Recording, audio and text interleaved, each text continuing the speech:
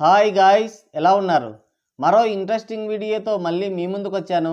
ఈ వీడియో చివరి వరకు చూసి నచ్చితే ఒక లైక్ వేసుకోండి. ఓకే, ఇక వీడియో స్టార్ట్ చేద్దాం.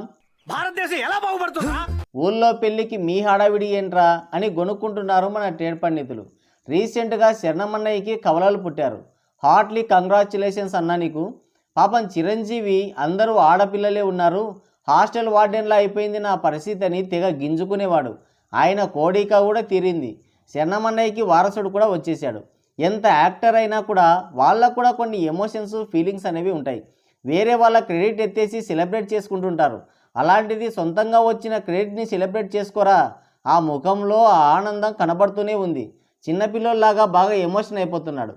ఫ్యామిలీ అంతా హ్యాపీగా ఉంది. అయితే పని పాట లేని, సివిక్ సెన్స్ లేని కొంతమంది చిల్లరన్నయ్యలు వీళ్ళకంటే ముందే అపోలో హాస్పిటల్ దగ్గరికి వెళ్ళారు.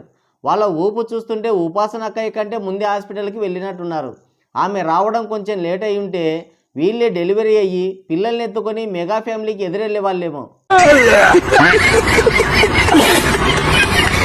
డీసెంట్, డిసిప్లిన్ లేని అనాగరిక అభిమానులు వీళ్ళు. బేసిక్ కామన్ సెన్స్ అనేది ఒకటి ఉంటుంది అని కూడా తెలీదు. ఇండియన్ యూత్ ఎలా ఉంటుంది అనేదానికి పర్ఫెక్ట్ డెఫినేషన్ ఇచ్చారు మెగా ఫ్యాన్స్. ఇండియాలో పని పాట లేని వాడిని నేను ఒక్కరినే అనుకున్నా. నాకన్నా యూజ్లెస్ ఫెలోస్, పనికిమాలినోళ్ళు చాలామంది ఉన్నారని ఇదిగో వీళ్ళని చూసిన తర్వాతే నాకు క్లారిటీ వచ్చింది. ఊళ్ళో పెళ్ళికి కుక్కల హడావిడి అంటే ఇదే మరి. ఆయనకి పిల్లలు పుడితే వీళ్ళంతా అర్ధరాత్రులు నిద్ర మేల్కొని మరీ అరుస్తున్నారు. వీళ్ళని కనీసం హాస్పిటల్ గేటు కూడా దాటనివ్వరు. ఎవడినన్నా లోపలికి పంపిస్తే నాకు చెప్పండి. మొత్తానికి శరణమన్నయ్య ఫ్యాన్స్ అంతా అక్కడికి చేరుకున్నారు. లెక్కేస్తే లెక్క తేలడం లేదు. మొత్తానికి కలిపి ఒక 50కి లోపలంగానే ఉంటారని నా పందెం 10,000. ఆ 50 మంది ఆ 42, 43 మంది వెళ్ళి అప్పు తెచ్చుకున్న డబ్బులతో టపాసులు కాల్చారు. ఇందుకేరా మన దేశం వెనుకబడింది, రూపాయి విలువ తగ్గిపోయింది. హాస్పిటల్ అనేది ఎంత సెన్సిటివ్ ప్లేసు, అలాంటి చోట టపాసులు కాల్చారు. బానిసత్వంలో బాబుని మించిపోయారు కదరా. బాబుని కూడా పిలవాల్సింది. కింద నుంచి పైకి మెట్లు కడిగేవాడు. తర్వాత శరణమన్నయ్య ఎంట్రీ ఇచ్చాడు. చేతిలో క్లీంకారాన్ని ఎత్తుకొని కారు దిగి వస్తుంటే మీద పడిపోయారు. చిన్నపిల్ల ఉంది అన్న సోయ కూడా లేదు వీళ్ళకి. ఆ ప్లేస్లో మన బాబు ఉండుంటే రోడ్డుకి అడ్డంగా పడుకునేవాడు. కానీ అదే ప్లేస్లో మన బాలయ్య ఉండుంటే కొడితే హాస్పిటల్ చుట్టేసుకొని పారిపోయేవాళ్ళు.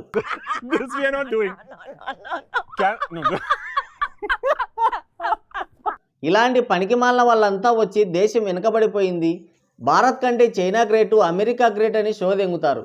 వీళ్ళు మాత్రం ఇంకెవడి బూట్లు నాకడానికో సంక నాకడానికో వెళ్తారు. కానీ దేశం మాత్రం అభివృద్ధి చెందాలి. వాళ్ళకి మనలాగే పిల్లలు పుట్టారు, దానికి ఎందుకు ఇంత హడావిడి? అట్లీస్ట్ ఒక్కడన్నా దగ్గరికి పోతున్నాడా? పురుగుల కంటే హీనంగా చూస్తారా మిమ్మల్ని? నీ ఫ్యామిలీ గురించి ఆలోచించారా?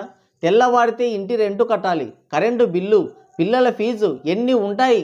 బెనిఫిట్ షోల పేరుతో టికెట్ రేట్లు పెంచి ఆ డబ్బుతో డైరెక్టర్లకి కాస్ట్లీ కార్లు గిఫ్టులు ఇచ్చే వాళ్ళ కోసమా ఇంత ఆరాటం? ప్రపంచంలో ఎవడో పిల్లల్ని కనలేదా? ఆలు బిడ్డలు అన్నానికి ఏడుస్తుంటే చుట్టానికి పిల్లలు లేరని రామేశ్వరం పోయాడంటే ఎవడో. ఇదే ప్రేమని మీ భార్య బిడ్డలపైన చూపించుకోవచ్చుగా. పోయిందే పొరంబోకు పనికి మళ్ళీ దానికి శాడ్ బీజిఎంలు. సరే, వీళ్ళ సంగతి కాసేపు పక్కన పెడదాం. ఎందుకంటే అదంతా పిఆర్ టీం గోల కాబట్టి. వీళ్ళే జనాలని పిలిపించి ఓ బిల్డప్ ఇస్తున్నారు. ఈ పర్ఫార్మెన్స్ ఏదో సినిమాల్లో ఇవ్వచ్చు కదా. ఉపాసనకయ్య డెలివరీ టైం రాత్రి 11:30కి. ఆ టైము, డేటు, ప్లేసు ఎలా బయటకు వచ్చింది? ఫ్యామిలీ తలుచుకుంటే రమ్మన్నా రాదు కదా. ఫ్యాన్స్, ఫ్యాన్ లీడర్స్ అంతా కూడా డేటు, టైము ముందే పోస్ట్ చేశారు.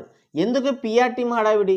శరణమన్నయ్య సరాసరి వచ్చి ఆ ఫ్యాన్స్ దగ్గరే కార్ ఆపి దిగాడు. ముందే అరేంజ్ చేసి మళ్ళీ వాళ్ళంతా మీద పడుతున్నట్టు కలరింగ్ ఒకటి. ఆ వెనక గేట్ నుంచి రావచ్చు కదా. ప్రతి దానికి పబ్లిసిటీ చేసుకోవాలనే ఆరాటం ఎందుకో మరి. అంతా బాగుండి సరిపోయింది. తొక్కిసలాట జరిగో లేదంటే ఆ క్రాకర్స్ కాల్చినప్పుడు ఏదైనా ప్రమాదమో జరిగి ఉంటే బాయ్ కంటే భారంగా ఏడ్చేవాళ్ళు. మొత్తానికి ఇదొక పిఆర్ టీం స్టంటు, లేదా వాళ్ళంతా నిజంగా అక్కడికి వచ్చి ఉంటే బాలయ్య చెప్పినట్టు. ఇంతకీ బాలయ్య వీళ్ళని ఏమన్నాడంటారు? నాకైతే గుర్తులేదు. మీకేమన్నా గుర్తుంటే కింద కామెంట్ చేయండి. సో గాయ్స్, ఇది వీడియో. మరోసారి మరో ఇంట్రెస్టింగ్ వీడియోతో మళ్ళీ కలుద్దాం. Thank you, take care, bye bye.